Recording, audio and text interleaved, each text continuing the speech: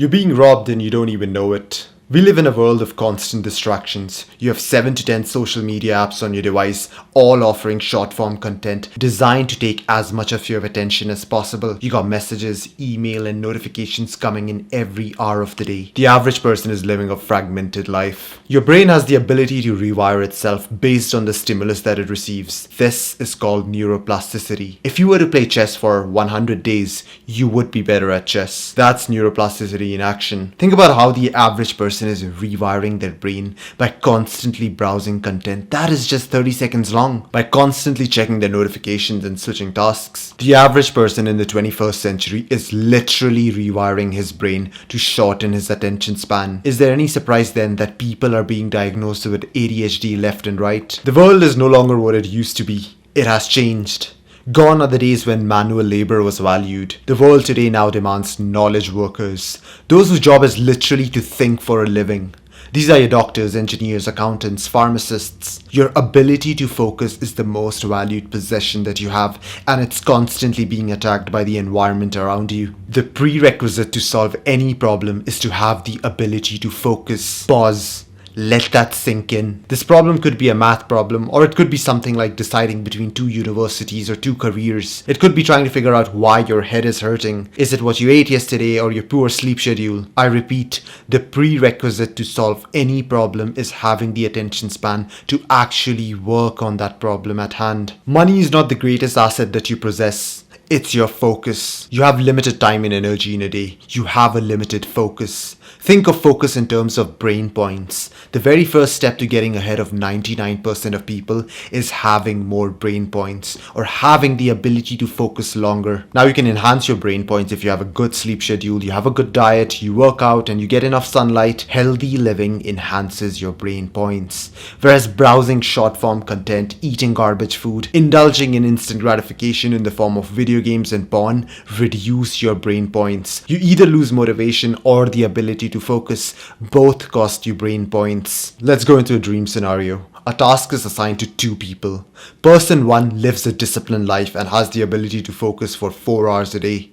And person 2 is your average Joe Schmo. He eats processed food that gives him brain fog, scrolls TikTok for hours, and checks his notification every 12 minutes. And now this guy has a hard time focusing on anything longer than 10 minutes. Which one do you think is going to excel at that task? The secret is that the more quality attention you can give to a particular task, the faster you will progress at it. It could be scaling up a business, writing a script for a video, or learning calculus. Thanks to short form content and fast food, 99% of the people around you are operating at literally a third of their capabilities. This is both good and bad. Good because it's easier to beat the competition, and bad because you too are probably part of that 99%. The next step is to understand that not all work is equal work. You checking and responding to emails for 1 hour is not the same as you spending that 1 hour in developing a hard to acquire skill. In his book, Deep Work, Cal Newport categorized all work into 2 categories: deep work and shallow work. Deep work refers to activities performed in the state of high concentration that push your cognitive capabilities to their limit. These could be things like learning math or programming or writing a book. You require a distraction-free environment for these tasks,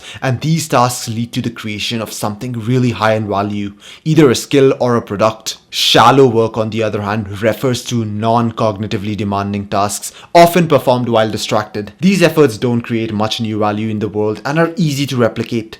Things like responding to emails, attending meetings, or organizing papers are all examples of shallow work. You see, most people have fairly limited brain points, and the little brain points that they do possess, they choose to spend them on shallow work, checking and responding to emails, sending meeting invites, having brainstorming sessions, while they think that they might be doing productive things. The truth is that this is a mere facade. If you want to get ahead of 99% of the people, you need to spend a majority of your brain points doing deep focus work that would give you the best return on your investment, and a small portion of your brain points doing shallow work, because some amount of shallow work is still necessary in your day-to-day life. The untrained individual who is not used to performing deep work would have an upper limit of probably 1 hour a day, With enough practice of doing deep work, a trained mind has an upper limit of 4 hours a day. Anything beyond that can leave you feeling cognitively fatigued the next day. You need to become selfish with your time. You need to learn how to protect it. Now that you have understood how truly important doing deep work is,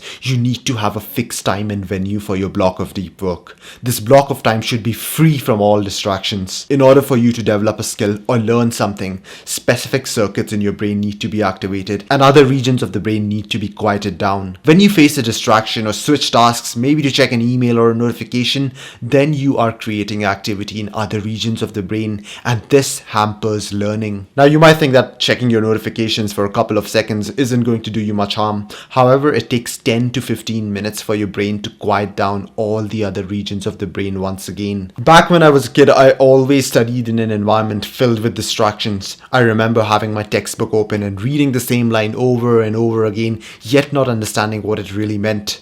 I would study for hours and hours, yet perform horribly in my exams. Therefore, it is absolutely crucial that you protect your deep work block from distractions. I tend to keep my deep work hours early in the morning, even before work or uni. This greatly protects my deep work hours, as I'm not getting bombarded with emails, people knocking on my door, and my phone is on flight mode, so that really helps. Most people have terrible attention spans thanks to their social media addiction. If you truly want to become better than 99% of the people out there, then you need to get rid of it. Make sure that you check out this video and see how quitting social media could transform your life.